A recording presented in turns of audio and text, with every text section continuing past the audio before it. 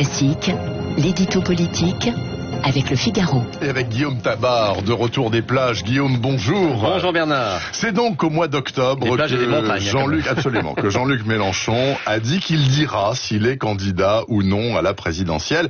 Selon vous, y a-t-il le moindre doute quant à ses intentions? Bien non, car d'une certaine manière, il n'a pas le choix. S'il ne veut pas que s'écroule tout ce qu'il a essayé de construire depuis 20 ans, il doit y aller. Il doit y aller d'abord parce qu'il a beau prôner une 6e République, il sait bien que dans la 5e, une force politique n'existe qu'avec une forte incarnation. Or, s'il y a des jeunes talents à LFI, il est le seul à avoir une notoriété et une dimension nationale. Et puis surtout, il doit y aller parce que sa faiblesse actuelle l'oblige à se remettre au centre du jeu. En 2017, il le rappelle assez, il a obtenu 7 millions de voix, mais depuis, il a raté tous les rendez-vous sociaux, les ordonnances travail, le statut de la SNCF, les retraites, les gilets jaunes. Ça n'est pas lui qui a profité de tout ça.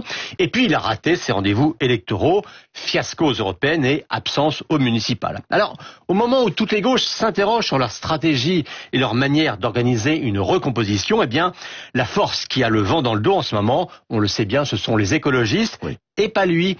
Et ça l'agace prodigieusement, car s'il croit à l'écologie, il ne croit pas aux écologistes, trop européens, trop libéraux et pas assez révolutionnaires à son goût. Bref, Mélenchon n'a pas la main, et se lancer dans une nouvelle aventure présidentielle, même si on n'est pas encore au stade de l'annonce formelle, eh bien, c'est le seul moyen pour lui de se remettre au centre du jeu. Une alliance entre Mélenchon et les écologistes, est-ce que ça vous semble envisageable? Alors, vous savez, à gauche, tout le monde dit vouloir œuvrer au rassemblement, mais tout le monde reproche aux autres d'être l'obstacle à l'union. Pour certains écologistes, par exemple, ceux qui veulent convaincre de leur capacité à gouverner, eh bien Mélenchon reste un repoussoir par sa radicalité et ses emportements. Et pour le leader des Insoumis, eh bien les Verts ne sont que les idiots utiles du capitalisme. Alors on le sait, il y a deux lignes chez les Verts. La ligne Jadot, qui veut réconcilier les écologistes et les milieux économiques, et puis la ligne Piolle, du nom du maire de Grenoble, plus radicale, plus à gauche. Alors Mélenchon, lui, il parle, on l'a vu ce week-end, avec Éric Piolle, qui, rappelons-le, l'avait déjà soutenu en 2017. En fait, son but à Mélenchon, c'est de diviser les écologistes, car divisés, ils seront moins forts, et lui, plus central pour une nouvelle récomposition. C'est aussi simple que cela. Vous le voyez, beaucoup de calculs, beaucoup de défiance, beaucoup d'arrière-pensée à gauche. Et ce n'est pas Emmanuel Macron qui s'en plaindra. Certainement pas. Quant à Mélenchon, donc on va devoir patienter encore 2 mois pour savoir s'il y va ou pas. Mais d'après ce qu'on a compris, Guillaume Tabar, c'est sûr, il y va. Guillaume, demain, vous revenez? Demain, bien sûr. Sans faute. Merci beaucoup. Il est 8h14 exactement sur Radio Classique. Voici l'heure de l'invité politique. Radio Classique, l'invité de Bernard Poirette. Cet invité s'appelle Alain Griset, c'est le ministre délégué aux TPE, PME, les très petites entreprises et les petites et moyennes entreprises. Monsieur Griset, bonjour. Bonjour. Merci d'être en studio avec nous. Alors, vous êtes le premier membre de gouvernement que nous avons au micro depuis qu'on a appris ce week-end que l'annonce du plan de relance de 100 milliards d'euros qui était prévu pour demain est repoussée d'1 semaine. Ça veut dire quoi? Ça veut dire que la priorité absolue aujourd'hui, c'est gérer le Covid, c'est ça. Donc, en fait, l'annonce du plan est remplacée par un conseil de défense. Les deux priorités restent essentielles. La sécurité sanitaire et la reprise économique. Néanmoins, vous avez vu, le port du masque pour les entreprises, la rentrée scolaire nécessite qu'il y ait pendant 1 semaine une mobilisation de l'ensemble du gouvernement pour que l'ensemble des Français se mobilisent sur cet aspect sanitaire. Ça ne remet pas du tout en cause le plan de relance. Alors, on verra bien exactement comment il est organisé et articulé, ce plan de relance. Il n'empêche, tout de même, s'il faut parler du Covid, ça repart très fort, presque 5000 contaminations quotidiennes. Comment, vous, qui êtes le ministre des PME, TPE, appréhendez-vous la chose? Parce que on parle beaucoup des grandes entreprises, mais comme vous le disiez, moi, mon secteur, c'est 95% de l'économie. Est-ce que les petites entreprises sont prêtes au masque pour tous, obligatoire, le 1er septembre? C'est 95% des entreprises. Oui. Pas de la fortune, pas de la richesse nationale. Si vous permettez, on est bien d'accord. Écoutez, moi je dis toujours à ces chefs d'entreprise, il n'y a pas le choix. Parce que s'il n'y avait pas les masques et que le virus arrivait à un moment donné à faire que l'économie soit bloquée, les entrepreneurs seraient les premiers concernés. les salariés aussi. Oui. Et que donc, si le choix est de dire on porte le masque pour permettre à l'économie de se développer, ou on porte pas de masque, on prend le risque de bloquer l'économie, les entrepreneurs, je suis persuadé, n'hésiteront pas une seconde. Et n'hésitent pas une seconde.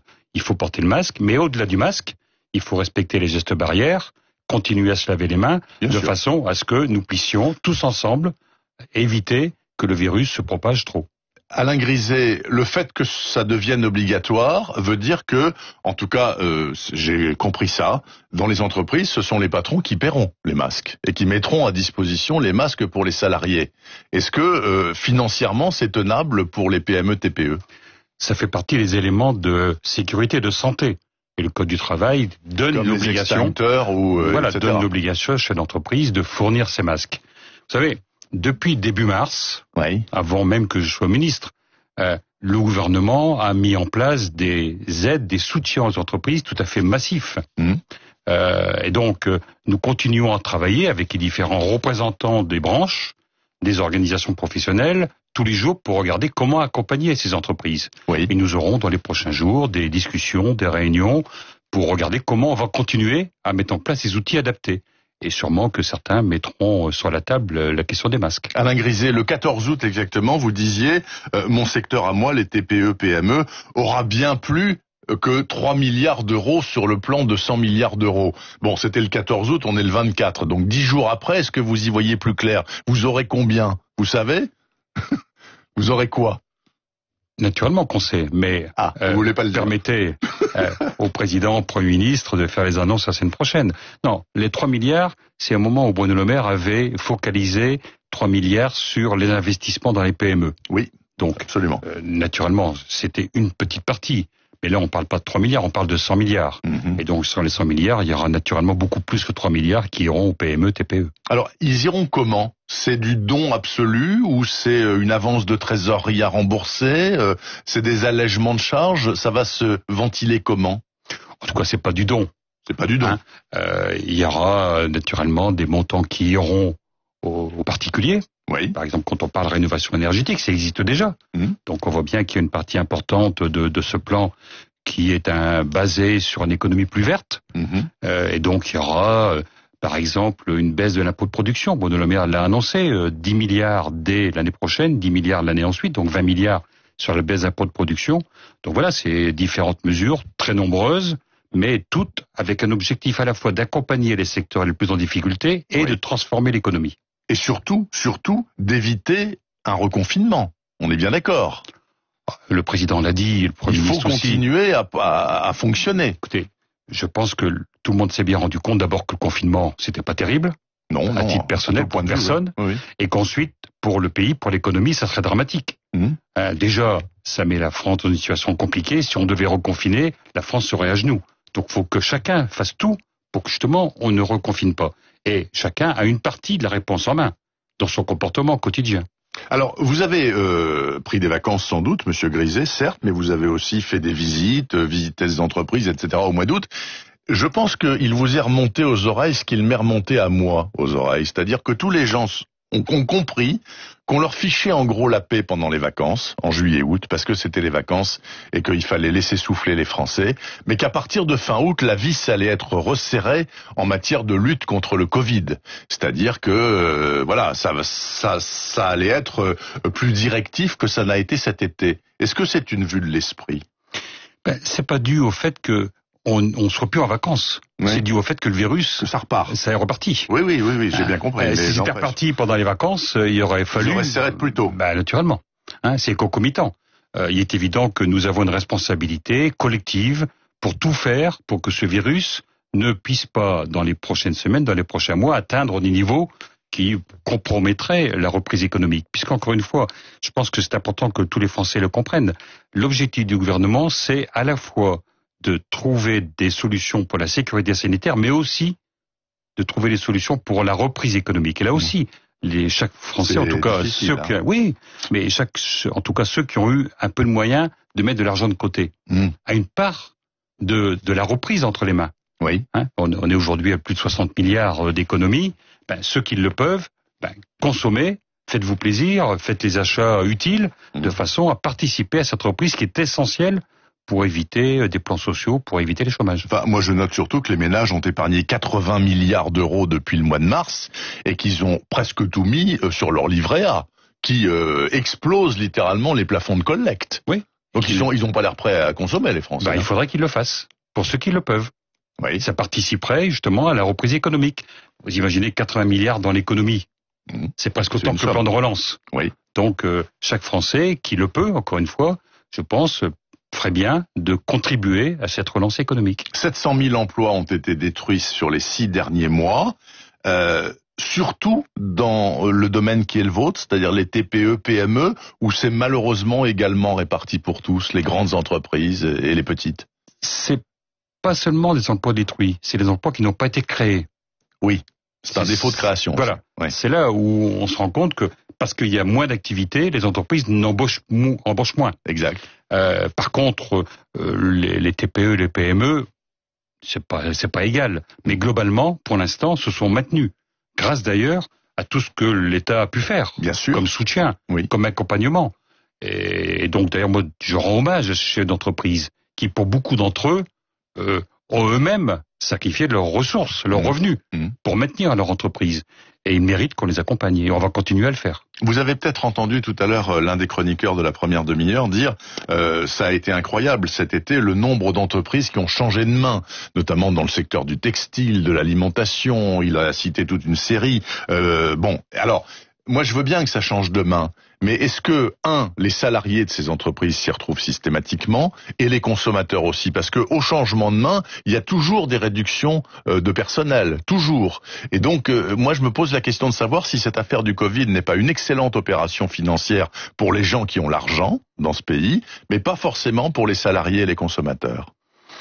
Écoutez, en tout cas, dans les secteurs qui sont ceux qui sont dans mon ministère, les entreprises, vous savez, qui ont 10, 20, 30 salariés, quand il y a un changement de main, c'est pas pour, entre guillemets, faire partir des salariés. Oui. Souvent, ces entreprises ont besoin de compétences. D'ailleurs, j'ai les souvenirs, parce que c'est pas très lointain, au mois de février dernier. Oui.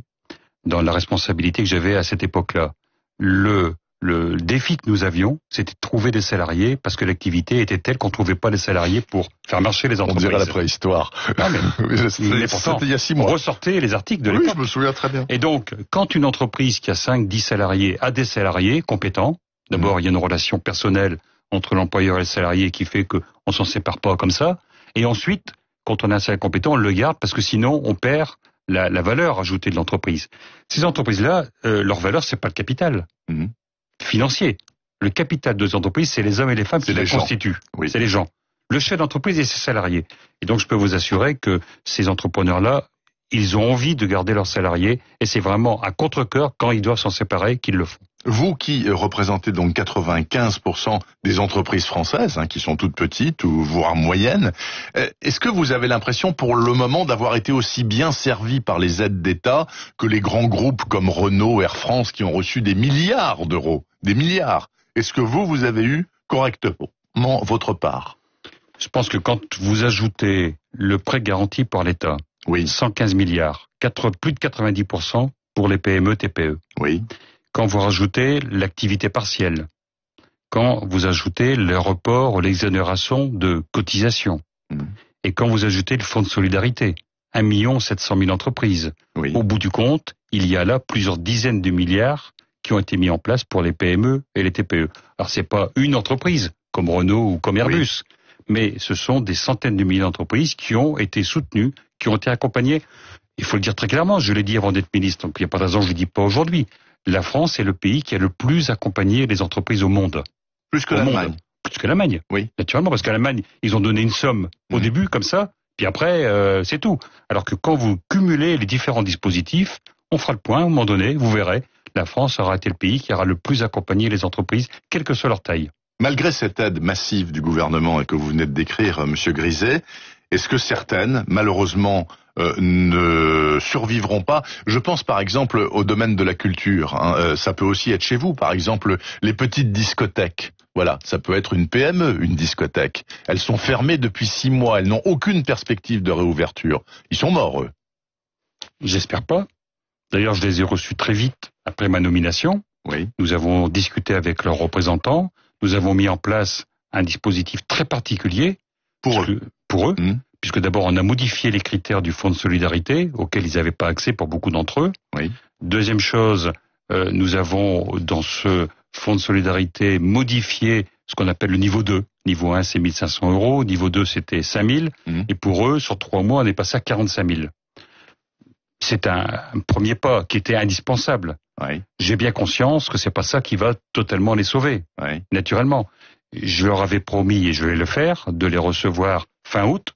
Donc la semaine prochaine, la semaine après, nous allons de nouveau retravailler avec eux, parce que c'est vrai que pour l'instant, il n'y a pas de perspective d'ouverture. Pourquoi ? Parce que le Conseil de défense dit interdiction. Oui. Bon, et donc on va regarder avec eux comment on peut effectivement mettre en place ces outils permettant d'éviter des fermetures totales de ces discothèques, parce que je dirais globalement, ça fait partie de la vie pour les jeunes et autres, et que naturellement, ça serait dramatique qu'on ferme toutes les discothèques en France. Merci beaucoup Alain Griset, ministre délégué au TPE-PME sur Radio Classique ce lundi matin. Je vous souhaite une bonne semaine et une bonne fin d'été. Merci à vous également. Il est 8h27 exactement. Laurent Saïm sera là dans une minute pour la note américaine. À ses côtés, il y a Cathy Conway, fidèle absolue du président Trump et qui pourtant a décidé d'abandonner la politique à quelques heures du début de la convention de Charlotte.